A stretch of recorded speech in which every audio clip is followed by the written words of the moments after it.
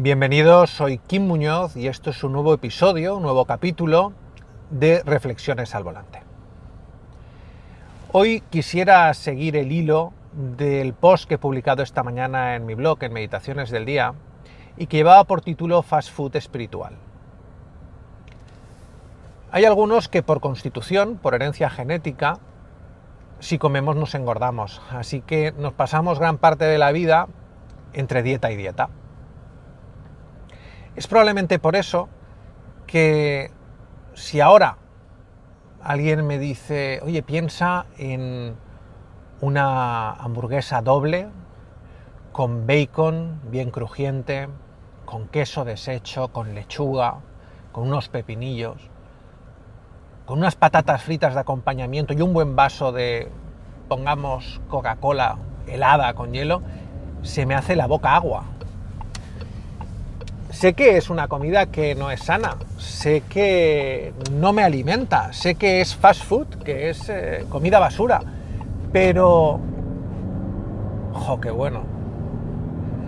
¡Qué apetecible!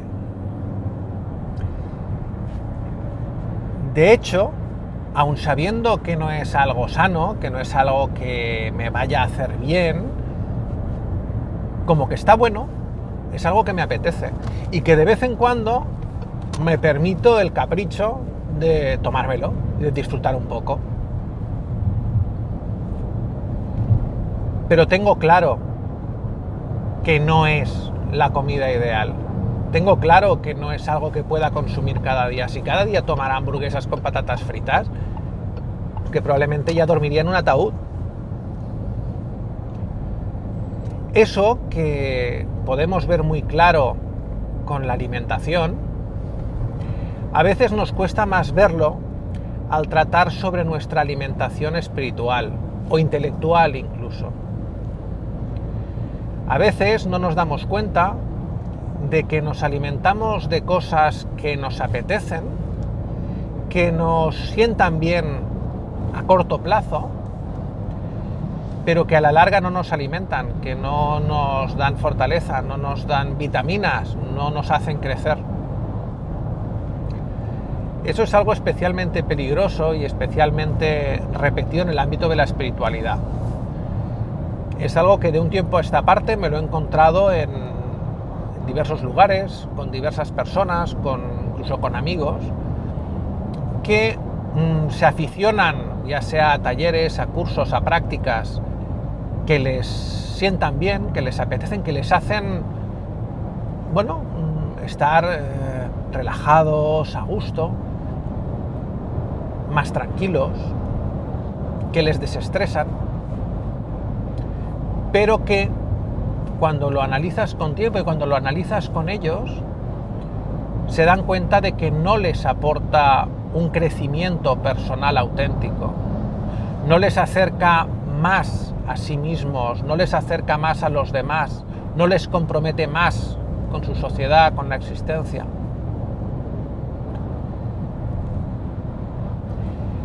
Hay una crítica habitual de quienes no son practicantes de meditación oriental o de yoga, que es que los practicantes de meditación, los yogis, son personas que se aíslan del mundo, viven en una burbuja, no se comprometen con la sociedad. Es una crítica sesgada.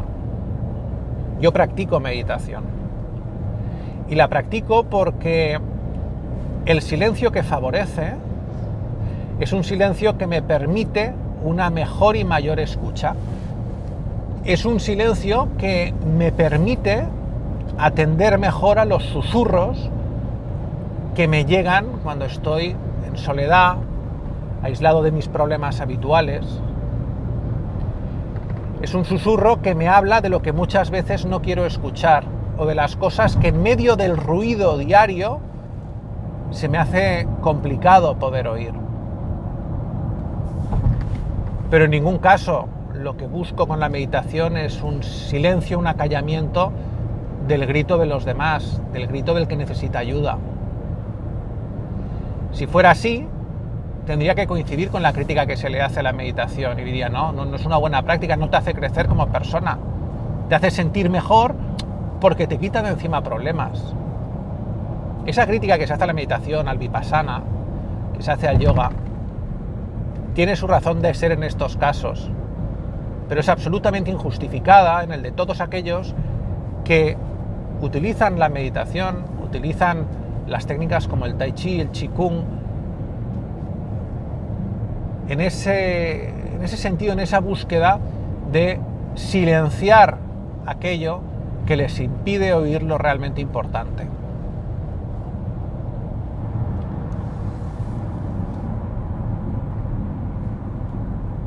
El mindfulness es el vipassana de toda la vida, modernizado y occidentalizado. Es una práctica que es saludable, es una práctica que te puede ayudar a vivir mejor, que te puede ayudar a crecer interiormente.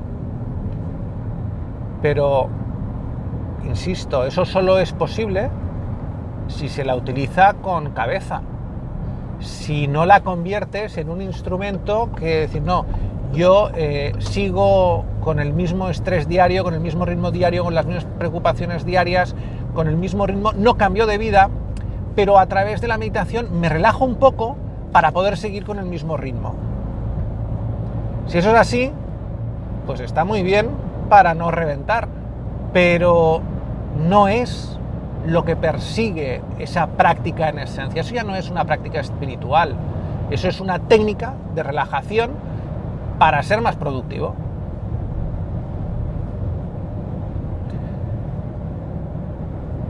Sé que hay quien no compartirá este punto de vista, tanto en un lado como en el otro. Hay quien considerará que siempre es bueno el meditar, que no hay posibilidad de espiritualidad fast food, pero también los habrá por el otro lado que dirán que todas las prácticas de meditación, de silenciamiento, que todo esto pues es una forma de alienación.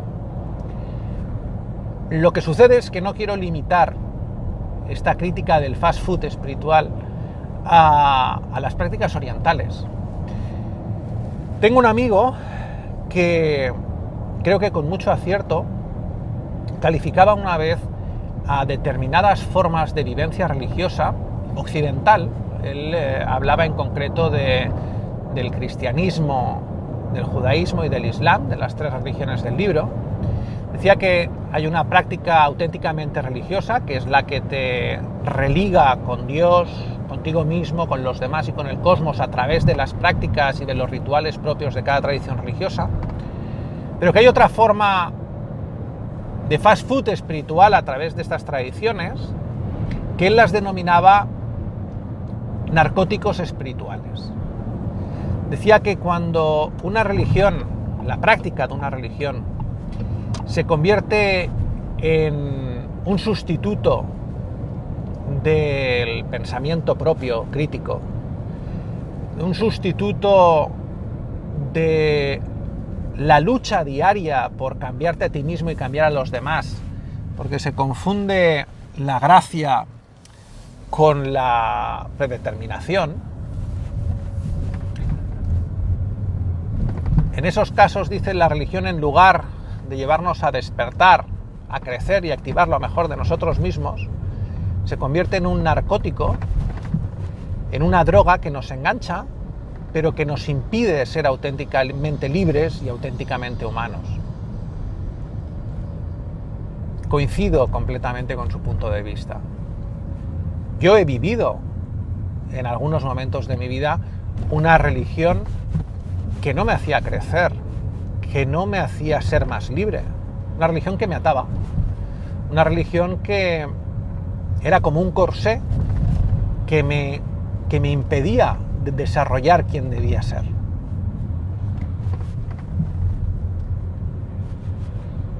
No creo que haya, a grandes rasgos, hay excepciones, pero no creo que haya a grandes rasgos religiones buenas o malas, sino formas correctas o incorrectas de vivir la experiencia religiosa.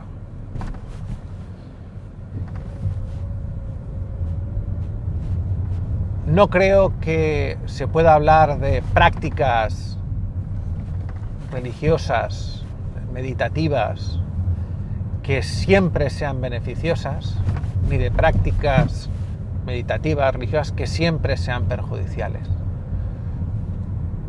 Depende muchísimo del punto desde el que uno parte, del nivel de conciencia con el que uno hace las cosas. No es lo mismo rezar, pongamos, yo soy católico, no es lo mismo rezar, por ejemplo, un rosario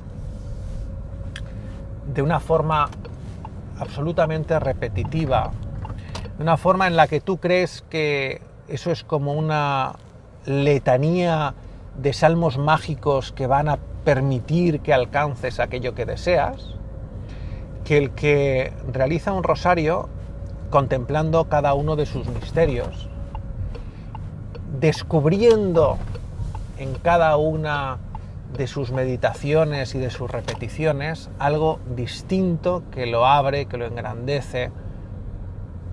La práctica es la misma, es el mismo rezo, pero la forma de hacerlo lo transforma completamente. Transforma completamente la práctica y lo transforma completamente a uno. Por último, he vivido en experiencia propia que prácticas que durante un tiempo me han resultado muy útiles, me han ayudado a crecer, a desarrollarme, a meditar, a orar, con el tiempo pueden convertirse en un lastre y simplemente deben ser superadas y cambiadas por otras que cumplan la función que éstas cumplían. No es tan raro, al final es como el que tiene un traje que le sienta de maravilla, pero si él gana volumen o se adelgaza, ese traje pues le quedará hecho una fantochada y tendrá que buscar uno que le ajuste mejor. No tenemos que tener miedo a cambiar prácticas, a cambiar hábitos. Lo importante es no perder de vista ese centro que está en todas partes y esa circunferencia que no está en ninguna. Mientras no perdamos de vista a dónde vamos y que siempre estamos en camino, seguro que encontraremos distintas travesías, distintos senderos que de un modo u otro nos irán acercando y nos sentarán muchísimo mejor a medio y a largo plazo que algunas prácticas que por moda parece que todo el mundo tenga que practicar y que no siempre, o al menos no a todos, nos producen aquellos resultados a largo plazo que parece que deberían acompañar a toda práctica espiritual. Un crecimiento en humanidad, un crecimiento en bondad, una mayor apertura a los demás, una mayor comprensión de la existencia y de las personas, una mayor relación con lo trascendente, con el absoluto, con Dios.